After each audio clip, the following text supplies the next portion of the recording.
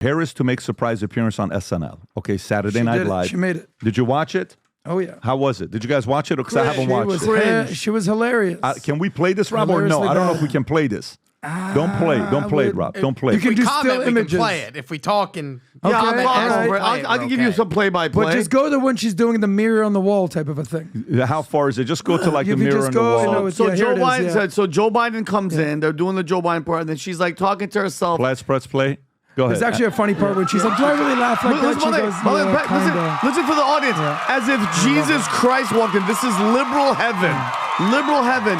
A candidate that hasn't done shit for you, and they're applauding. They probably have signs that say clap. Okay, you can pause right there. Yeah. By the way, isn't that this the face. same thing as Jimmy Fallon and Trump did with the light bulbs It's on the side? exactly the same thing. I don't they know. stole it. Are you serious? This is it. So they pretty much stole it from Fallon. Well, It's the same SNL, yeah, they do this skit all the time. Okay, They've done this so it's stuff not with, something that's a... Okay, let me just read it to you first, and then we Here can they get to this. So go. Vice President Harris said, okay, do we have the numbers, Rob, of what the actual numbers was of her being on? I'm curious to know what kind of eyeballs I it think got. the clip that they did got, I think, 8 million views in 2 days. Okay, so got 8 million views I'll double check that in for 2 days. So this takes place. FCC comes out because the Commissioner Brandon Carr criticized NBC's decision to host Kamala Harris on SNL before election day, arguing this has all the appearances of NBC at SNL, making clear that they wanted to weigh in favor of one candidate before the election. He emphasized that the broadcasters have a license from the federal government that obligates them to operate in a public interest, calling for all FCC members to speak up immediately and keep every single remedy on the table. Harris appeared in the sketch with Maya Rudolph as her own character's method, which is what we just talked about right now. Carr accused NBC of structuring the cameo in a way that plainly designed to evade the FCC's rules with no notice of other candidates just 50 hours before Election Day. What ends up happening with NBC? NBC comes out and gives Trump, if you want to play, Rob, if you want to play that clip that they had to give to Trump, Guardian comes out, reports on this. They gave him the equal time. After Harris was on, they came back and they said, we'll give it to you. NBC provided Donald Trump with equal time by giving him an opportunity to address the voters. After a NASCAR race, this move came after the FCC challenged them. They need equal time. And here's what it'll look like, Rob. Is this the clip? Go ahead and play like the first 30 seconds. Go ahead. Hello to our great sports fans, and I hope you're having a fantastic time. We're 2 days away from the most important election in the history of our country. We've got to save our country, and it needs saving. It's in very bad shape. The worst economic numbers in generations were just announced 2 days ago. We're losing jobs. We're losing everything, including viability. We're going to end up in a depression based on what's been happening. We've never seen anything like it, at least for the last 40 years. You can pause. We have to straighten. So they gave him the platform to go up there and give the message. Maybe that audio is a little too loud, but I'm assuming they did the video, they give it to them, and then they played it for them, right? I'm assuming that's kind of how the setup was probably when that took place. But Tom, what are your thoughts about this? This is another thing where NBC has to play careful because these guys could come after them. Go ahead, Tom. Well, NBC got busted. They got busted. They agreed with the campaign. The campaign and them talked, hey, let's put her on SNL. Yeah, that's a great idea. Because they're promoting it. MSNBC is reporting it. NBC is reporting it. And so they were there to, support her and push it. And so they gave it to her, and it went to the top. I am convinced. This is my view of it. From what the things said in the media and things that were there, it went to the top. And somebody said, dude, we got to give him equal time. It's one thing if we've got cameras on him or he's at a Georgia-Alabama game and we're just covering the fact that, oh, look, the president's in the audience here and people are going nuts. That's coverage. When you give them voice, they have to follow the equal time rule. So they have this ham-handed thing where they say, hey, we got to give you a few minutes here, put it on right here. So NBC got busted. They had no intention of playing this equal time until an FCC commissioner steps up and says, hey, wait a minute, what are you doing? So I think it's kind of embarrassing for NBC. By the way, I like it. Okay, Rob, what is this here that you have? Is this the reaction, his thoughts? Yes, Brandon Carr from the FCC. Go ahead and play this clip. Let's see what he has to say. What should be the ramification here? Yeah, we need to keep every single remedy on the table. I mean, one of the remedies the FCC has ultimately would be license revocation if we find that it's egregious, and we'll see what they have to say about this. But it needs to deter this type of conduct, because when you're 50 hours before the opening of Election Day, the whole purpose of this rule is to give people a fair shot. There you go. Good. Good that he's doing this. And by the way, this is the part. There's a reason why there's monopoly laws. There's why you need law and order. There's a reason why you need law and order for capitalism to work. Some people on the libertarian side will argue you don't need it. I think, by the way, if there was no law and order here, guess what? They would have gotten away with this. Of course. Yes, Well, they would have gotten away with this. I'll go down because I was going to Well, you know, we talked about this over the weekend. You know, amazing that Kamala had the time to get over to New York to shoot the sketch with SNL, but had no time to go visit Joe Rogan in Texas when a 3-hour sit down was on the table. And what she offered, we'll do an hour and you have to fly to me. Rogan goes, no, I don't think that's actually fair. But I'm actually shocked she didn't make SNL go to her. So the reality is SNL is a cultural icon, but they've gone further left and left and left. Shout out to Lorne Michaels, 50 years that he's been doing his thing on SNL. Well, by the way, to be fair, yeah. SNL's been making fun of Biden and Kamala for the last 6 months. To be fair, I don't want to sit here and be like they're not.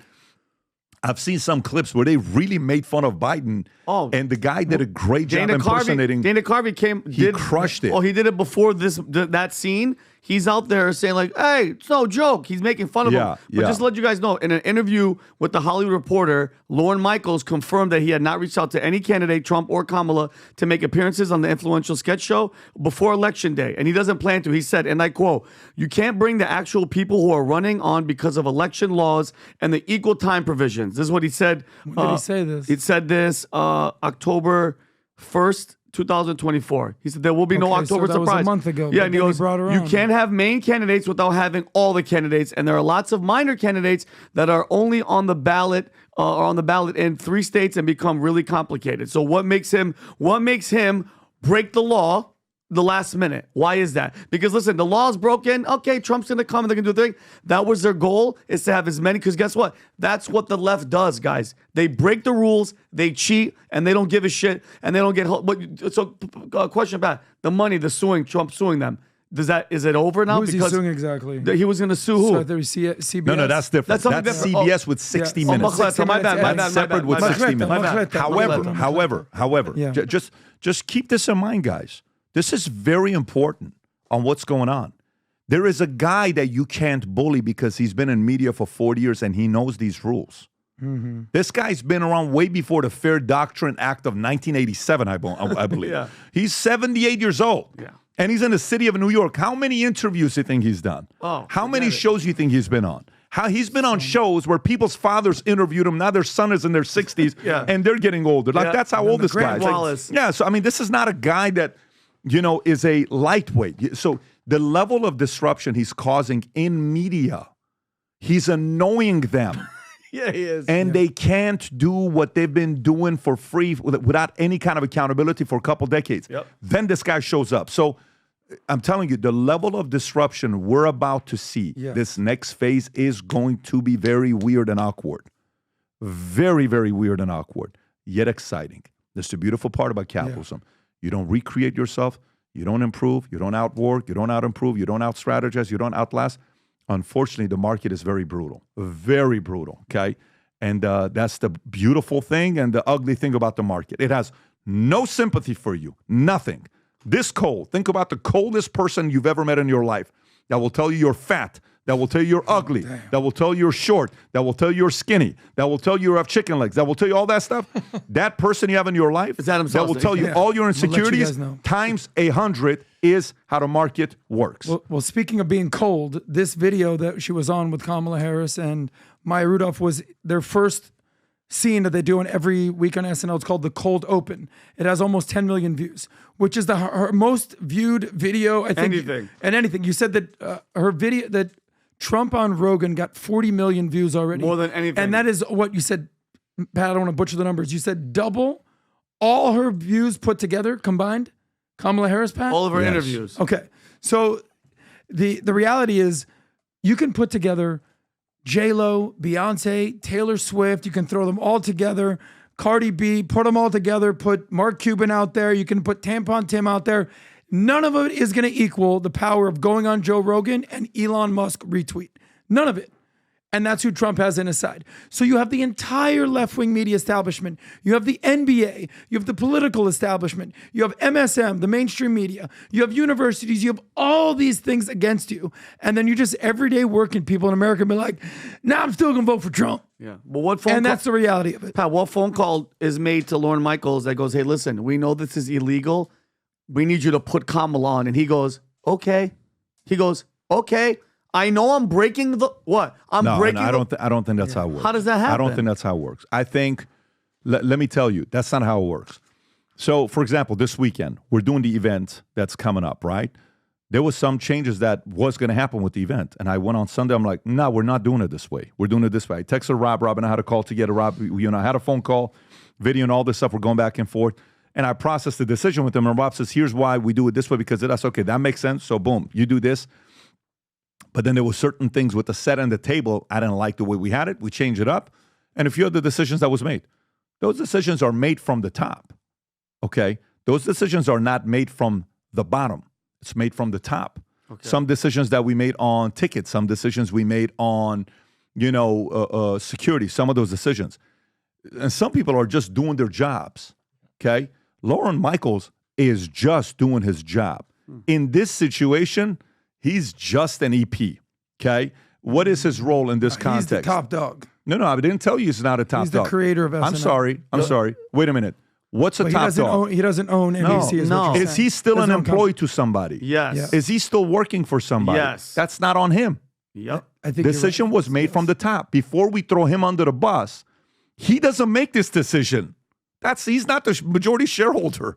No, it's a guy at the top that's saying, you're going to do this because of this, and probably there was a phone call with a lot of fights. I foresee Lauren was upset because it broke his word. And by the way, I don't know this guy. I've never met him. The other day was the only thing that happened was, you know what I'm talking about? Yeah. I don't know him. I've never broke bread, never had a conversation with him. And by the way, quite frankly, this is going to sound bad. You guys have educated me about him. Yeah. Have you not been in the rooms when I ask you, who is he? Course, and you're like, yes. what do you mean, He's who a is he? beast. Are you? He's a And I'm like, beast. I was never an SNL guy. Yeah.